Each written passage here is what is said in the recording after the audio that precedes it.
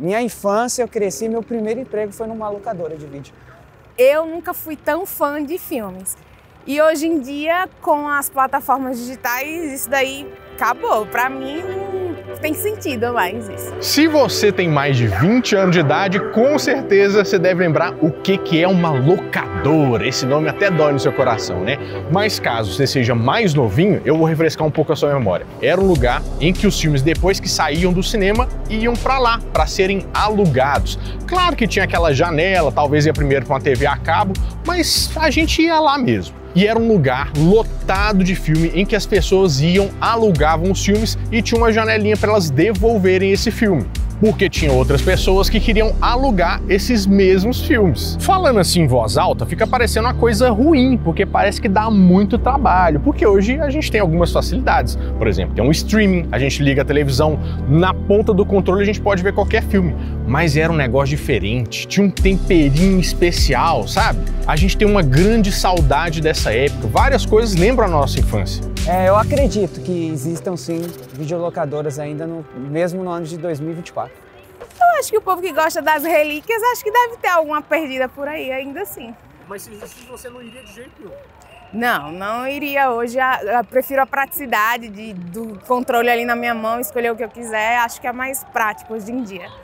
Se existissem locadoras de vídeo ainda, com certeza eu iria sim, porque eu sou muito da mídia física, eu gosto muito de mídia física. Mas agora você vai se surpreender. Em pleno 2024, você sabia que ainda tem locadora que está funcionando até hoje? Gente, mas como que isso é possível? É isso que você vai descobrir neste mini documentário especial do Nerd Show. Como as locadoras funcionam em 2024.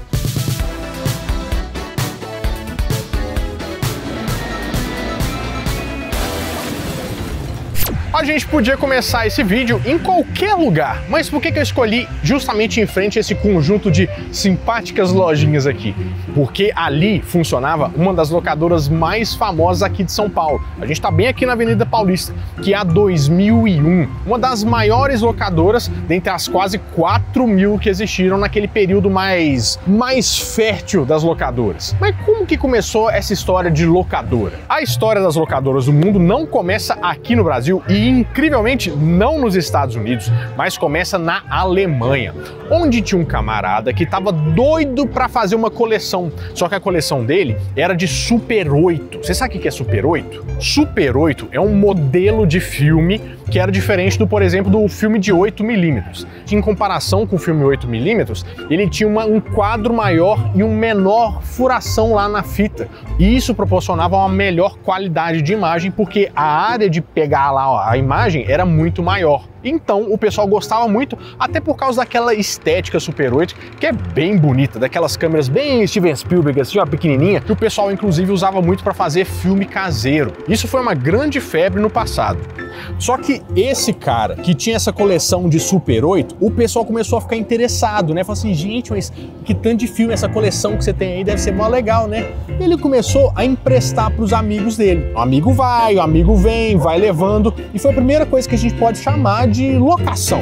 Mas comercialmente era diferente. Mas quem melhor para contar essas histórias do que as locadoras remanescentes? Elas ainda existem, apesar da gente achar que não, né? São histórias bem da hora, tipo a história da locadora Charada, lá da Zona Leste de São Paulo.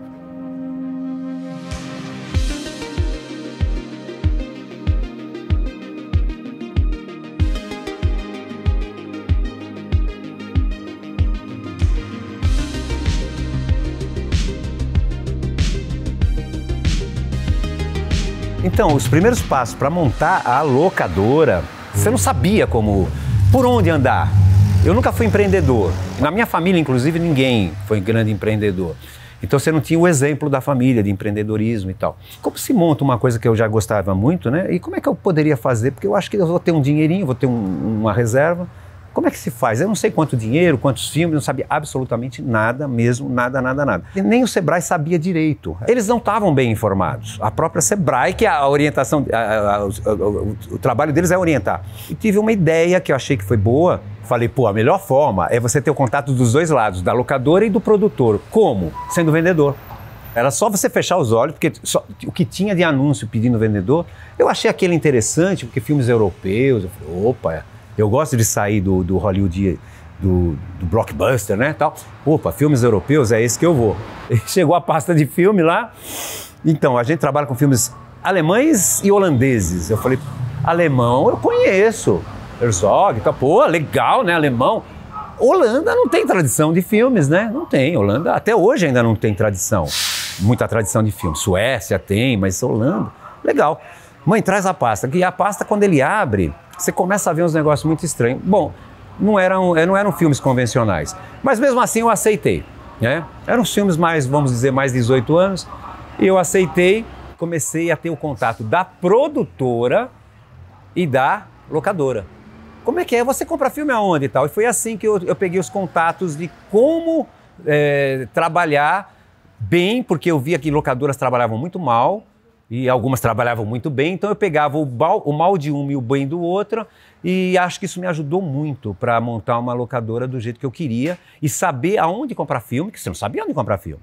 E nessa também, se aparecia em locadora que estava vendendo o filme, né? Então eu já comprava da própria locadora, aí pegava os endereços das outras produtoras e foi assim que a gente foi chegando às compras e os dois lados da moeda, né, que era muito importante ter.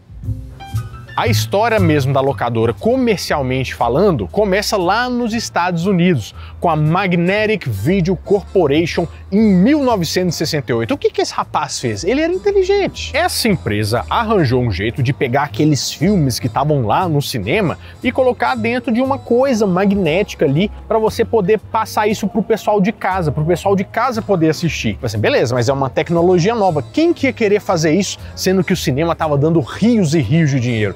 Então, mas teve uma época que a 20th Century Fox estava meio apertada de grana, tendo uns probleminhas técnicos, né? E ele fechou um contrato com eles para distribuírem 50 filmes do catálogo deles. Isso para ele foi um divisor de águas. Mas aí já tinha tecnologia. Mas uma empresa que ia se chamar Videocassette Rentals fez uma coisa meio maluca. Eles pegaram $3.000 e falaram assim, ó, eu quero as cópias, 50 cópias aí, tá? Uma de cada filme em VHS e Betamax, que inclusive é um formato bem antigo, e falou, vou começar a alugar isso e vou anunciar no jornal, mesmo sem ter essas fitas prontas. E ele mudou o nome para The Video Station e fez o primeiro sistema de clubes, né? O que deixou esse como se fosse um dos primeiros negócios profissionais da locação. Ele cobrava ali $50 por mês para você fazer parte do clube, né? Ou você podia pagar anualmente $100. E aí você tinha que pagar $10 por locação. E só essas pessoas dentro do clube que podiam fazer essa locação. Questão de confiança mesmo, né? É a primeira coisa mais profissional, próximo do que a gente conhece por aqui no Brasil. Mas para a gente continuar contando da nossa história aqui, nós vamos de um dos marcos de São Paulo, que é o Copan, que é esse prédio aqui que foi idealizado pelo Oscar Niemeyer, mais ou menos nos anos 50, a hora que tá vendo aquela coisa meio modernista, que eu fico com aquela impressão que ele meio que desenha uns negócios e deixa o povo construir. Diz que é uma das maiores estruturas de concreto armado que nós temos notícia e que também é um traço bem modernista, porque naquela época o pessoal estava querendo uns traços mais curvos que chamavam mais atenção. O Copan, durante muitos anos, foi taxado como um prédio para a aristocracia, para os ricos, mas depois de um tempo passando, teve uma fama de uma coisa mais... E depois a classe média dominou e agora temos vários níveis aqui de moradia, se é que a gente pode dizer assim, num prédio com mais de 110 metros de altura. Mas o que a gente quer aqui dentro é encontrar a Video Connection.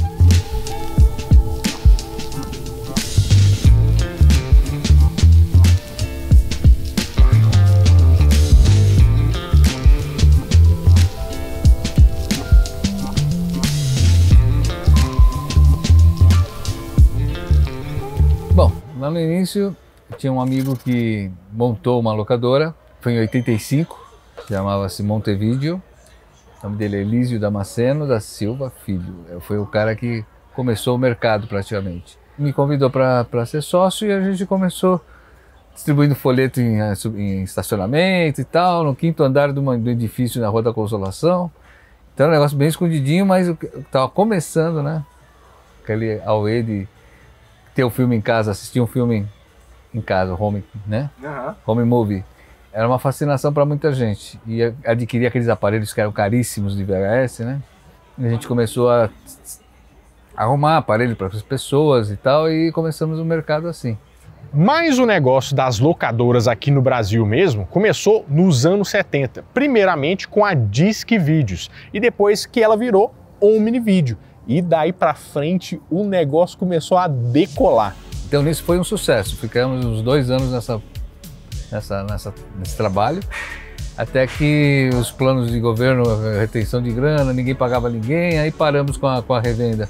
E ficamos só com a locadora, que era a Video Connection. Passamos aqui para o Copan em 86 e a locadora é que ficou mantendo o negócio porque a parte de revenda deu um black. Eu era administrador de uma empresa e eu sempre gostei de trabalhar onde eu me sentia bem, sempre. E eu sempre fazia e sempre fiz o que eu gosto mesmo. E eu adorava o meu serviço. Só que nessa época, 1995, foi um momento que teve uma tal de tablita que é o seguinte: municipal, estadual e federal simplesmente não pagava. Era empresa de segurança que prestava para empresas municipal, estadual e federal. Eu falei, quer saber? A coisa está muito complicada e já não estou gostando mais do que eu faço. Mas eu vou fazer o que eu gosto. Agora eu vou fazer o que eu gosto, chutar o balde mesmo. Eu sempre fui uma pessoa que adorava ir nas locadoras, alugava 6, 7 filmes, 8 filmes por vez. E eu falei, vamos montar uma locadora. Foi aí que começou a ideia de montar a locadora. O descontentamento do antigo emprego e o amor que eu tinha por cinema. O boom mesmo das locadoras só foi nos anos 80. Por quê? Porque faltava a tecnologia na casa das pessoas. Porque a tecnologia do videocassete começou a ficar um pouco mais acessível. E quando ficou, as pessoas começaram a alugar os filmes. Mas só que as locadoras tinham um pequeno problema também, porque assim, os filmes de fato, eles eram bem caros, era difícil até de trazer para cá. O que aconteceu?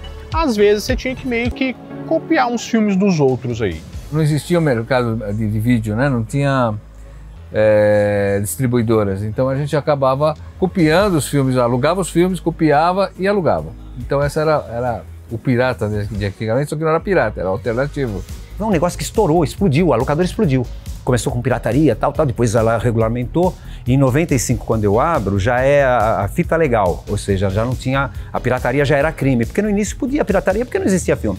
Fizemos um acordo com o Concine, posteriormente, que à medida que as distribuidoras que entraram no mercado brasileiro começaram a lançar os filmes, e a gente tirava os filmes que não eram originais por filmes originais. E aí começamos a fazer revenda de filmes também, com o nome de Montevideo. E fornecemos filmes para o Brasil inteiro. Foi a primeira revenda de filmes, que a gente pegava os pacotes dessas distribuidoras e desfazia os pacotes, a pessoa comprava o que queria, não era obrigado a comprar aquele pacote todo.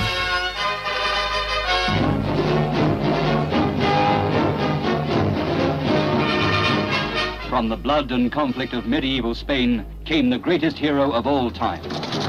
Quando eu era garoto, minha mãe era uma cinéfila, então ela me levava a ver os filmes no cinema. El Cid foi o primeiro filme que ela me levou para assistir, lembro até hoje. E aí eu também comecei a pegar aquele gosto pelo cinema, né?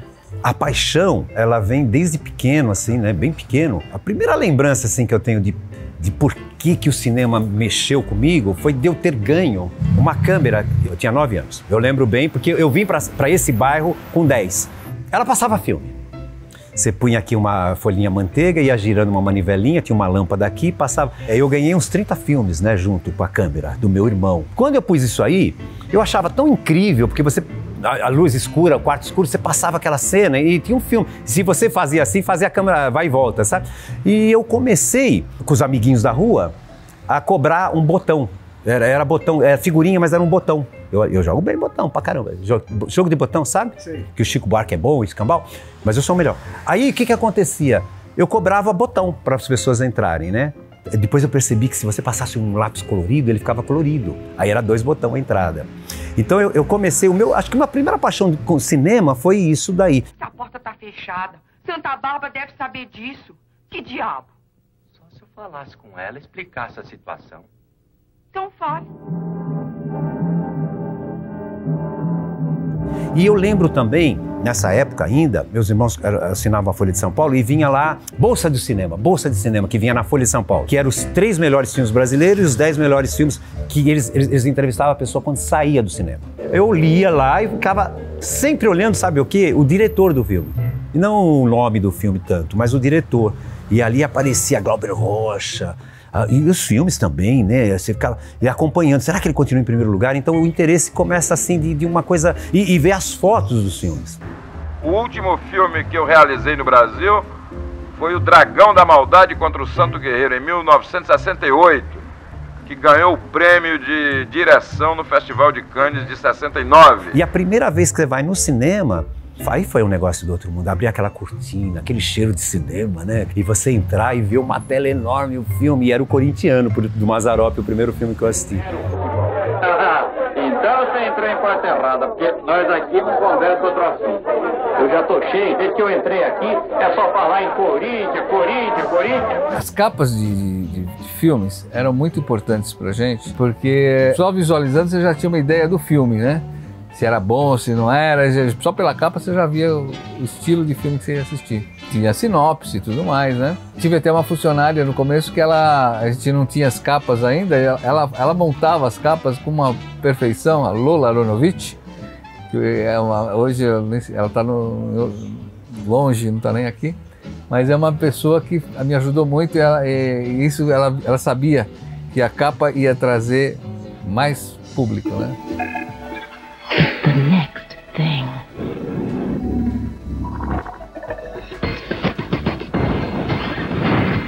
The Panasonic Digital Video Disc. O auge da locadora foi a mudança do VHS para DVD. Esse foi o auge, não só da charada, como das locadoras. O VHS estava dando um pequeno declínio, mas alugando bem ainda, e chega o DVD. Quando chega o DVD é um novo momento, é como se estivesse chegando o VHS pela primeira vez. Todas as locadoras, não só a charada, foi aí que houve a maior explosão, que foi inclusive o recorde de locação, que foi 880 VHS num dia. Fila que ia até aonde está... A fila rodava a locadora inteira. 2008, 2009, você já começa a sentir uma queda boa. Eu não senti tanto pelo seguinte, tinha 22 locadoras em torno da minha, ia fechando as locadoras, mas a minha estava aberta, então se fechava, o movimento das outras locadoras vinha para a sua, então você não sentia muito, mas já sabia que a coisa ia começar a cair legal. E aí vai fechando, de 22 ficou 10, 5, até ficar só uma. A gente sentiu muito, porque a falta de locadoras, quando começa a diminuir as locadoras, começou a ter ausência de público. Então começou a minguar e a gente se sentiu numa situação que vou fechar, não vai ter jeito, vou ter que fechar. Mas fui resistindo, mas foi um período muito ruim, porque a pessoa perde o hábito de alugar filme.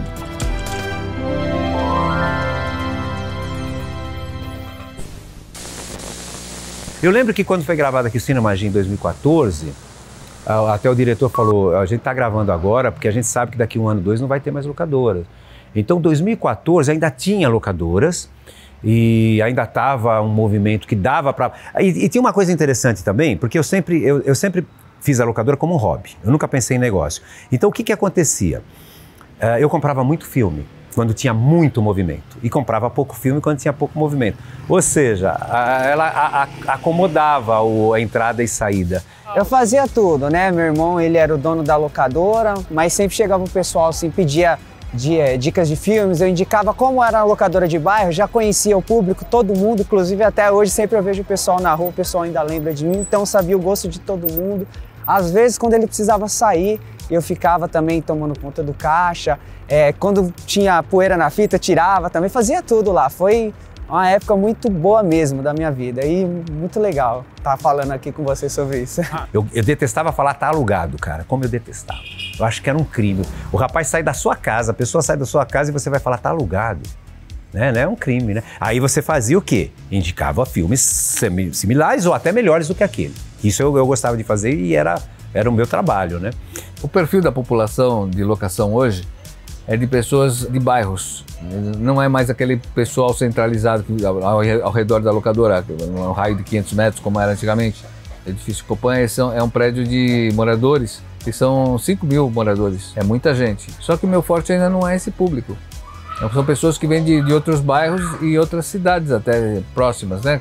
Campinas, São José dos Campos. público é diversificado. Tem muito jovem que procura a locadora por saudosismo, quando ia com os pais na locadora, fim de sexta-feira, fazia aquela festa, né? Escolher os filmes que queria e levava para o fim de semana. Essas saudades, né, que a pessoa tem de vir pegar filme na mão, né? O público jovem está vindo. Hoje traz os filhos para conhecer a locadora, que quando vinham com os pais. E está tendo muito público de universidades que estudam cinema, os cinéfilos, pessoas que querem um determinado filme e não acham em plataformas, então eles vêm e acham com a gente aqui, né? Eu estou aqui com a... Georgia, você entrou na locadora, você falou que viu no TikTok a locadora.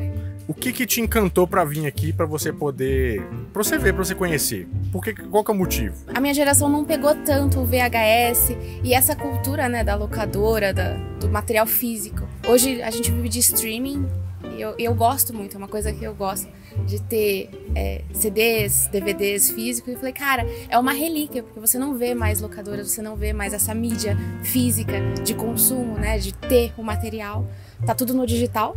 E eu falei, cara, é uma relíquia, é algo incrível, eu queria muito ver. Aí eu vim ver pessoalmente, porque eu quero muito ver. Porque eu acho que chega a ser até um manifesto nessa situação de onde tudo é digital. Se acabar a internet, acabou, né? É que nem foto. Você perdeu o celular, você não tem mais a foto, porque ela não tá física. E aí eu vim ver pessoalmente, porque eu acho que é incrível manter um pouco disso. E você não pegou nenhuma parte de locadora, então? Nada. Eu era muito pequena. Muito pequena. Mas não é algo que a gente acaba trazendo, né? A infância acaba se perdendo. A gente já nasce, foi pro computador, e aí do computador foi pra televisão. Eu peguei o DVD mesmo, mas assim, eu vi por causa que eu vi que tinha uns VHS. E falei, deve ser uma raridade você poder ver isso no mundo que a gente vive hoje. E o que você pretende alugar aqui hoje? Se eu achar, eu queria muito a fita da Anastácia ou o DVD de Amélie Poulain, porque acho que é um dos meus filmes favoritos. Você vai achar porque eu já vi, tá lá em cima, Anastácia. Muito obrigado. Obrigada. As pessoas perguntam muito sobre filmes que a gente alugava bastante. Só que eu não consigo ter assim, um filme definido, porque são várias épocas, né? Então antigamente é um negócio muito longo. Então tem uma variedade muito grande. Eram os filmes que estavam em cartaz. Então, na época do Exterminador do Futuro, era o Exterminador do Futuro. Na época do Titanic, era o Titanic. Na hora, entendeu? Então, sempre eram os filmes comerciais que eram os que mais alugavam. Por que tem filmes que o pessoal não acha nos streams, né? Que eu não tenho nada contra os streams. Eu tenho, inclusive, eu assino e tal. Só que eu acho que dá para conviver. O cinema não tá vivo. Tá vivo. A televisão tá viva ainda. O streaming, a facilidade de você ligar a televisão e ter um monte de filme para você ver à sua disposição, depois o pessoal vai sentir que não era bem assim, que o pessoal tem que ficar procurando muito filme e não achava coisas que queria, né? Aí estão sentindo falta e estão voltando a pegar agora. Mas a gente sentiu um baque muito forte. Até fevereiro desse ano, ainda estava um negócio meio engatinhando. De fevereiro para cá que eu senti essa diferença, que o pessoal começou a procurar mais. Você pode manter coisas assim próximas e paralelas, um do passado e um do futuro. Dá para manter. Dá para manter. O que tem de gente que ama vir aqui... Pra achar filmes que não acha, né? Não acha em lugar nenhum. A gente fez um show aqui só de amantes da mídia física. Passaram, sei lá, 150, 200 pessoas. E tem muita gente que ama a mídia física ainda. Então isso nunca vai acabar. Eu sempre trabalhei naquele filme brasileiro e falava assim, eu dava filme brasileiro de graça para alguns clientes, porque eles falavam que o cinema brasileiro não presta. Aí eu fui fazendo a cabeça e passaram a ser apaixonados. Porque aqui era também isso, não era só alugar o filme que a pessoa quer, é alugar o filme que eu quero que ele assista também, para conhecer novos diretores, novos mundos, novos pensamentos políticos, sociais, religiosos. Então, esses filmes diferenciados que eu comprei lá em 95, 96, 97, eu ainda os tenho, eu não ponho para venda esse tipo de filme. Então vai vir gente que procura cinema, que estuda cinema, que só vai ter aqui o filme, não vai achar mesmo, não vai achar. Durval, esse é meu queridinho, tem muito a ver comigo, né? Muito a ver com a charada. Durval Discos, vê a abertura, onde eles colocam os nomes dos protagonistas do filme. Só aí já vale o filme inteiro, mas não é só isso. Ele vai ter Marisa Hort, vai ter a nossa grande Rita Lee. Mas o que a gente fica pensando é até quando as locadoras vão existir? Será que elas vão resistir ao tempo? Será que jovens vão começar a abrir locadoras em algum momento? Será que elas ainda são necessárias? Eu vou ficar aberto até até onde eu estiver vivo, né? E olha que teve momentos que era totalmente improvável você ficar com a locadora aberta. Você está pagando para manter a locadora aberta. Principalmente na época da pandemia, que eu levei a sério, porque eu acreditei que você tinha que ficar em casa sim. Mais importante não é o dinheiro e nunca foi. Você tem que estar vivo. Não adianta você estar com dinheiro e amanhã você ir embora. Então, estamos aqui na locadora Centro Cultural Charada, fechado. Não estamos abrindo. Não está tendo evento, não estamos locando filme. O futuro desse mercado tá meio nublado, porque é o seguinte, o nosso maior problema é que a gente não tem um fornecedor de filmes.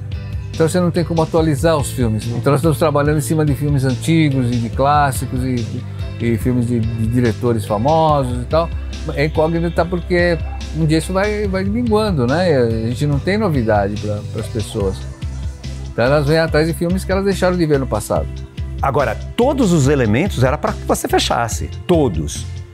Aí eu falei assim, mas pera lá, eu tenho uma locadora, tenho um espaço grande, e se a gente fizer alguma coisa a mais? Falei, e se eu trouxer, sempre na cultura, elementos culturais, livros, CDs, eu tenho mais de 3.000 CDs e tal. E aí, Eduardo Osmédio, uma figura incrível, um grande guitarrista da banda Rachixins, deu uma ideia de fazer uma festa aqui, comemorativa de 21 anos e 3 anos de uma banda de rock dele. Olha só, rock é cultura. E fizemos o primeiro show, que foi o maior sucesso. 4 bandas aqui do bairro na época. No número 2 já era o Festival A Idade da Terra em Transe. Começamos a ter um movimento que, para mim, o mais importante, sabe qual era, Renato? Era ver a locadora cheia. E tudo isso que a gente faz, a gente não cobra ingresso. Ué, mas você fez tudo isso para dar uma ajuda e não cobra ingresso? Qual é a... Eu falei, não, mas o objetivo era a locadora ter gente nos corredores. No terceiro show veio Ciro Pessoa, que é um ex-Titãs que fez Sonífera Ilha, e veio mais de 200 pessoas. A locadora parecia a locadora dos anos 90. E aí onde entra o dinheiro? Onde entra o dinheiro? A pessoa chegava, botava um LP aqui, comprava, né, no caso. Eu falei, que legal, você tem uma vitrola? Não, é para ajudar vocês. Isso, olha, dói. Dói no bom sentido. E isso acontece até hoje, a pessoa compra como se fosse uma forma de pagamento pelo maravilhoso espetáculo que assistiram, e é mesmo, garantido, eu garanto. A fase mais bacana, assim, acho que da minha vida ali foi nesse período da locadora. Inclusive, eu sempre brinco com o meu irmão que até hoje eu tenho sonhos com aquela época, assim, eu sonho que eu tô naquela época trabalhando, vendo os filmes, indicando pro pessoal, foi uma época muito gostosa. Elas são uma parte muito importante da nossa vida, com certeza, e eu acho que a partir de agora você vai valorizar mais esse nicho de mercado que com certeza ainda tá por aí. Tá vivo. Eu sei o que eu passo, é sofrimento puro, é sofrimento mesmo. Todo dia 15, que é o dia do aluguel, sempre dia 13, dia 12 ainda falta. Aí você vende alguma coisa que você não queria vender. E vai indo. E ultimamente, por sorte, eu estou sendo chamado para participar de alguns eventos, Retro Game recentemente, Canal 3 em novembro, que vai ser muito legal.